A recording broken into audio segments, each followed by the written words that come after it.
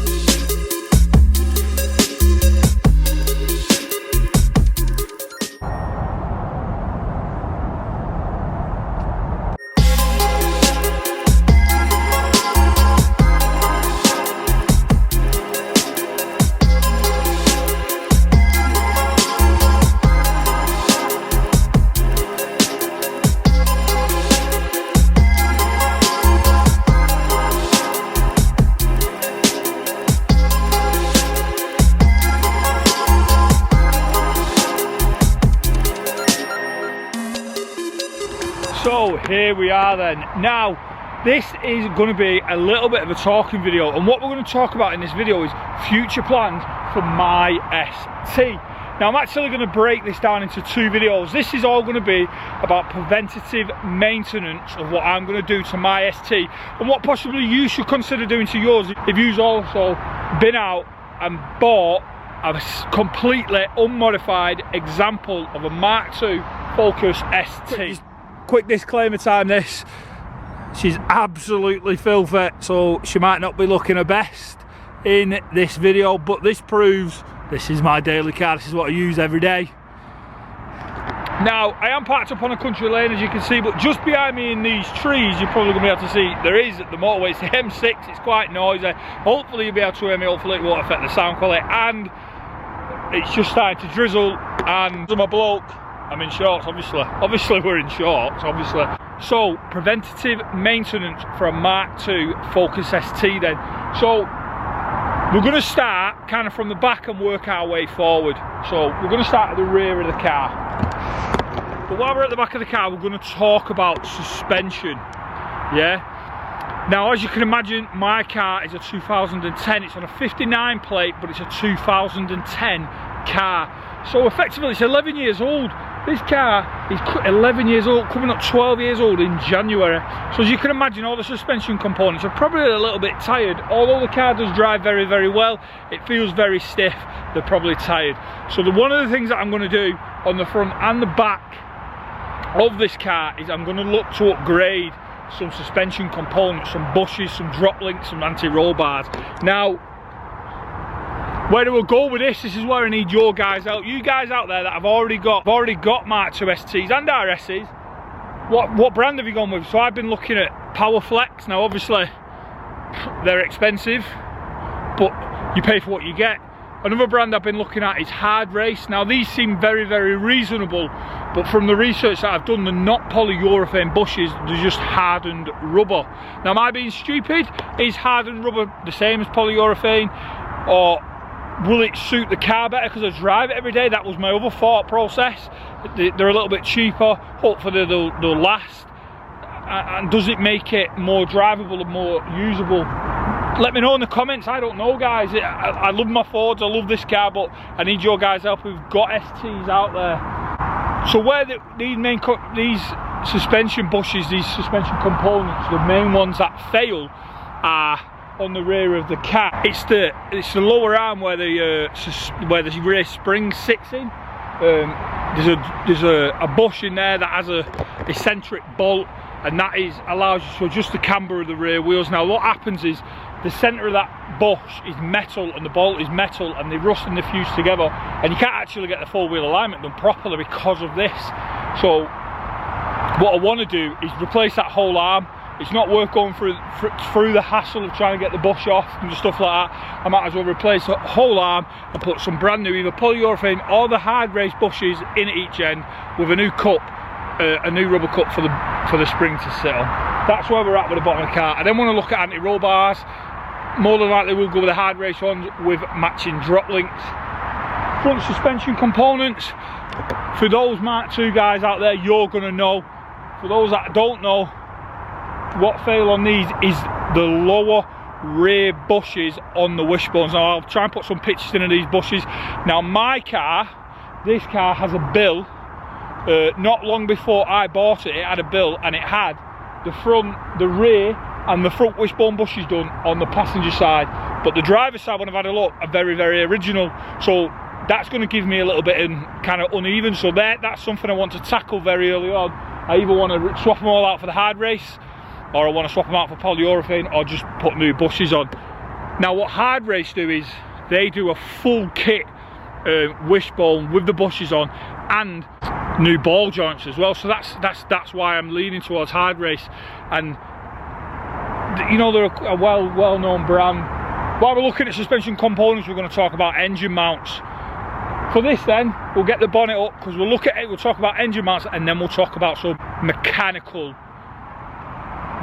preventative. So getting the bonnet up has just made me think of actually another one. So on these Fords then, on the Fords, we slide the badge up, it exposes a key.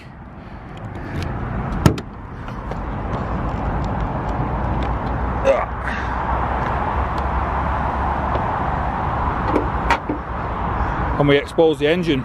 These locks are prone to failing. These locks are actually prone to failing, and you can actually get a conversion kit where you convert to a traditional where you have a lever in the car where you clip it and it pops the bonnet up. And what I also want to do, because something I don't like, is this. I want to change this. So many moons ago I had a Mark III Mondeo, and even that had gas struts on the bonnet, but this doesn't. Mark II Focus ST does not have it. But it is what it is. That's something I want to put on, some gas struts, and we want to change that lock. Engine mounts then. So there's one here, I don't know if you can see it. You can actually get polyurethane inserts. There's one just down there near the gearbox. I'm not sure if you can see it. And the one that you're definitely not going to be able to see is right down here at the back of the engine. This is kind of known as like a dog bone mount. I think that's what the term for it. They are prone to failure. They connect the hold the back of the engine and the gearbox in place. They are prone to failure. As you can see, this 2.55 cylinder engine is squeezed into this tight little engine bay, and it produces a lot of torque and a lot of power, and it rocks that engine. So engine mounts are definitely some preventative maintenance that I want to do on this car. So again, what brand do we go for? Probably going to go for Powerflex because they're not too expensive. Next on the list things to do is this. This might not look familiar to some people out there. This is actually called a Simposer. Now what this does, it kind of gives you like it's not a false noise, but it's connected to the intake of the car, and then the noise is then fed into the cabin. So when you give it a footful, you get that 5-cylinder roar inside the car. Makes it a little bit noisier, if you like, inside the car. But these are actually prone for boost leaks. That's what they're prone for, boost leaks. This is something I'm going to do first because this is a nice cheap mod. Is it a mod? Preventative maintenance, whatever you want to call it. We don't want any boost leaks. We want to be hitting peak boost when we're meant to. So that is something else I want to change on this car. While we're in the engine bay, this is something else I want to change. I want to be swapping this out to the RS vac pipe that goes straight from the plenum, and it goes straight up here. Again, plenty of videos out there, but we will document what we're going to be doing to the car. While we're talking engine then, something we can't see is these cylinders. What I want to do is a must on this car is a block mod. I'm getting very wet, is a block mod. Now for those that don't know what a block mod is, effectively these engines are a Volvo T5. Remember the old flying brick police cars T5s? That's what this engine is. It's actually a 2.3 from Volvo, and Ford have bought it out to a 2.5. And that actually creates a slight little gap in between each cylinder. And a block mod is, you put shims of metal in between each cylinder, strengthening each block, piston liner from expanding, which then causes it to crack. Once you've got a cracked liner, you're into an engine rebuild. Preventive maintenance, that's a must. That's something I want to do, because the plan with this car is to go stage 2. They've announced it, that's where we're going. We're going stage 2, about 300 horsepower. So I've just had to move the car to the side because a Volvo actually turned up. Same engine. Anyway, where was it up to? Block mod. So yeah, so they were bored out. They put some shins in. It stops the cylinder liners from expanding and contracting with the heat of the car, the heat cycles of the car, and that then stops you getting a cracked liner, which you're into a new engine rebuild if that happens. So when we're talking 300 horsepower, it's a lot of power to put down in a front wheel drive car. Now this car is very, very capable at this present moment in time of putting its power down. The standard 225 from factory. It's very, very good at putting its power down. Even in today's weather, it's still very capable of putting its power down.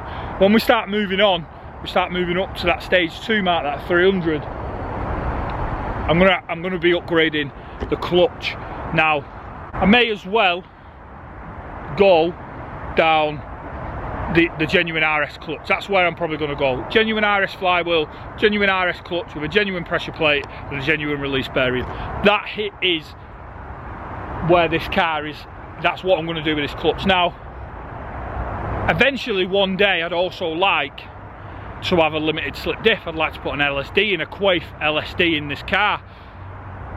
So in the ideal world, I'll have managed to save up enough money to do the clutch and the differential at the same time, so I don't have to take the gearbox off twice.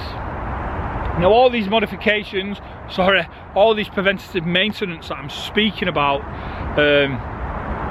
are things that I want to tackle on my own, that I want to have a go at on my own.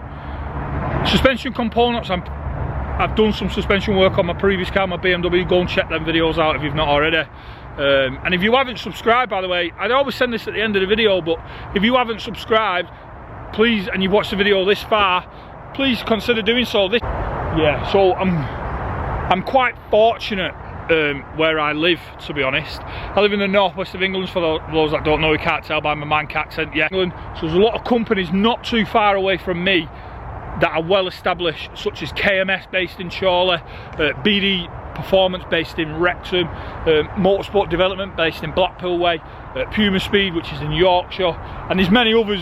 There's companies that I've reached out to see if I can put the car in for a health check, to say, look, what are the chances of booking for a health check? I'm not after any freebies, I'll pay for any services that I receive.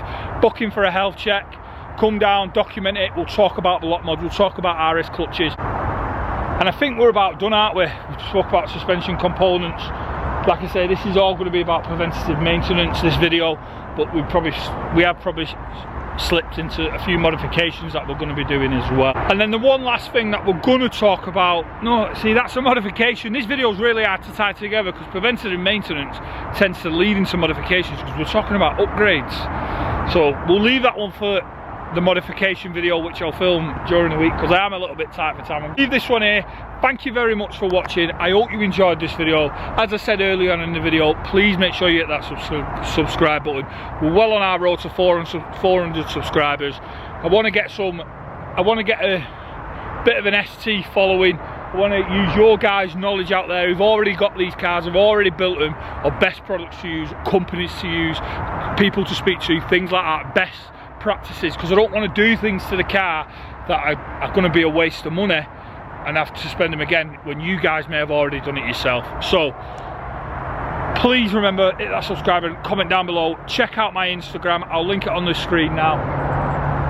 And if you've got an ST, here's one for you. If you've got a Focus ST that is running stage 2 that you would like me to bring to the channel, so I know what I'm going to be aiming for, we could talk about the modifications that you've done to yours. Hit me up in the comments on Instagram and we'll sort something out. But for now guys, thank you very much for watching. It's been an absolute pleasure, as it always is. Make sure you're looking after yourselves, and I'll see you on the next one.